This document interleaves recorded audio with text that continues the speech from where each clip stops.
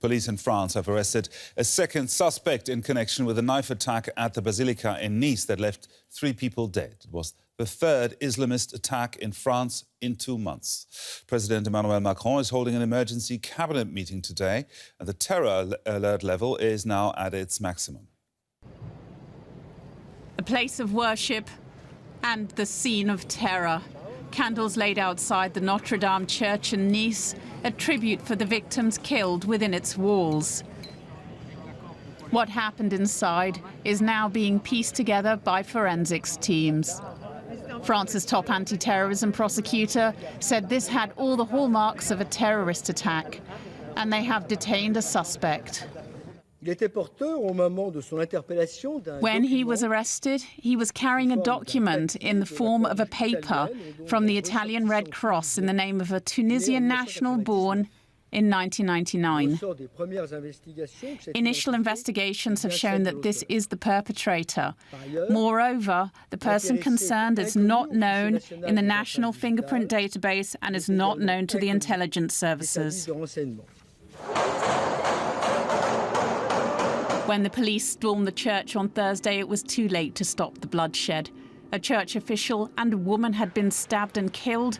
A third person died of her injuries. Police found a copy of the Quran and 3 large knives in the suspect's bags. The man is now in hospital in critical condition. President Macron was at the scene within hours, calling for national unity. If we've been attacked again, it's because of our values, our belief in freedom, to believe freely and not give in to terror. Let me say this very clearly, we will never give in.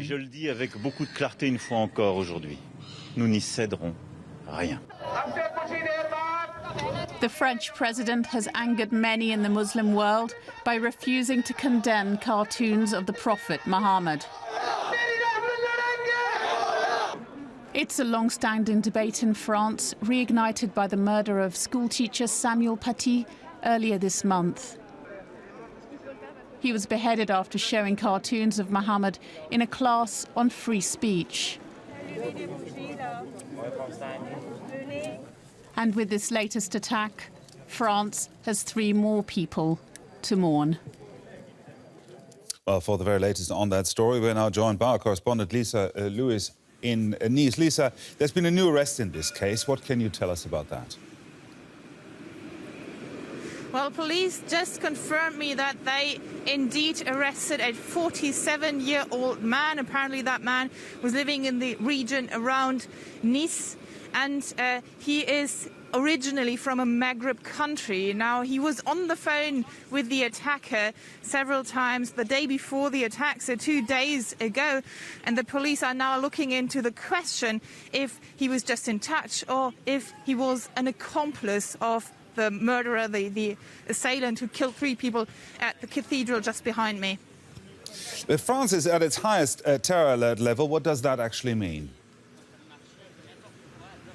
Well, it means that an additional 4,000 soldiers and police forces are deployed across the country are being deployed across the country at the moment to protect vulnerable locations here in France.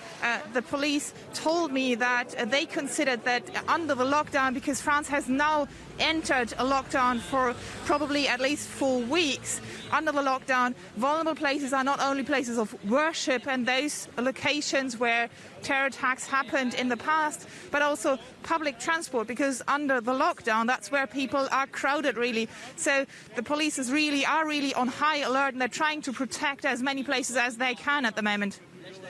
Well, today, Lisa, France is going into lockdown. How will that affect both the public commemoration of these latest killings and also the investigation?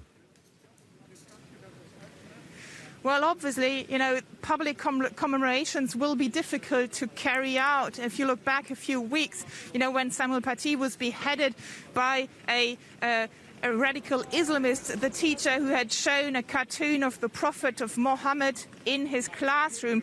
After that, President Emmanuel Macron, he indeed held a public ceremony to commemorate this man.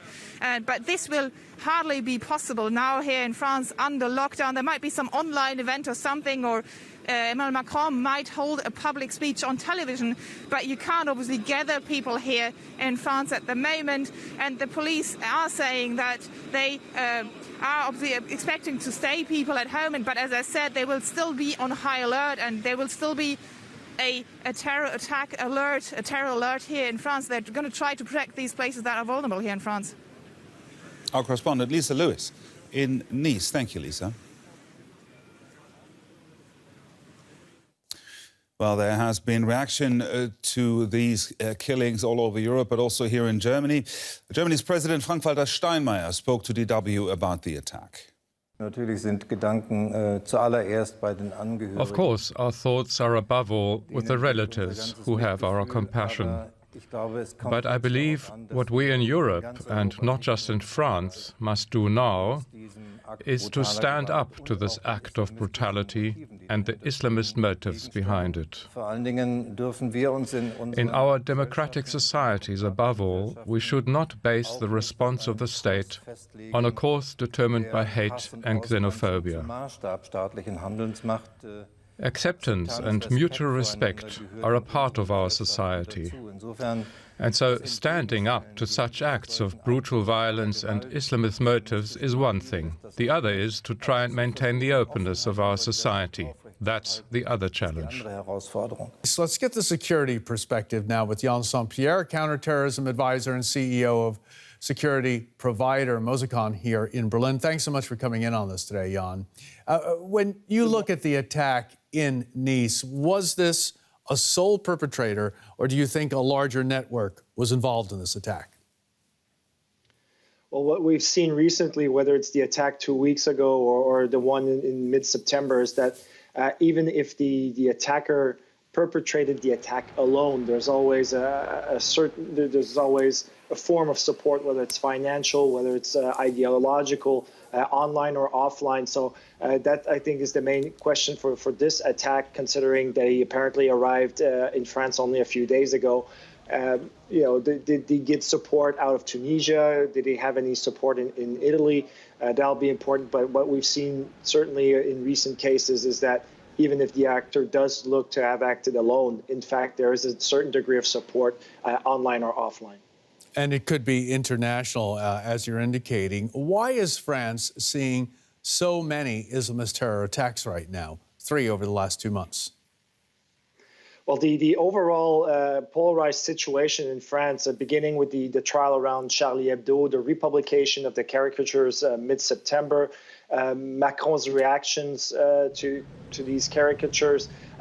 There's within the Muslim community, there's some that are denouncing this, but in extremist circles, this is used again as proof that France must be targeted. The calls for attacks against French institutions, French symbols in France and outside of France, as we saw in Jeddah yesterday as well, have been made. So right now, France has become, through the free speech debate and the Charlie Hebdo situation, a major focal point again for extremist circles. And this is probably inciting the recent attacks.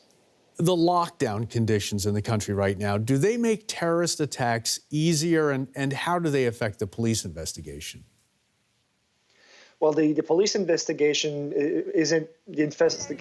per se is not that much affected. However, where it does limit the resources that can be deployed on the streets, and it also limits the resources in terms of intelligence gathering, information gathering. So these create issues. However, right now with the lockdown, it does reduce the possibility of attacks simply by reducing the number of targets. But as we saw in late March this year, it doesn't prevent attacks per se, but the probability of having an attack is reduced simply by reducing the number of targets.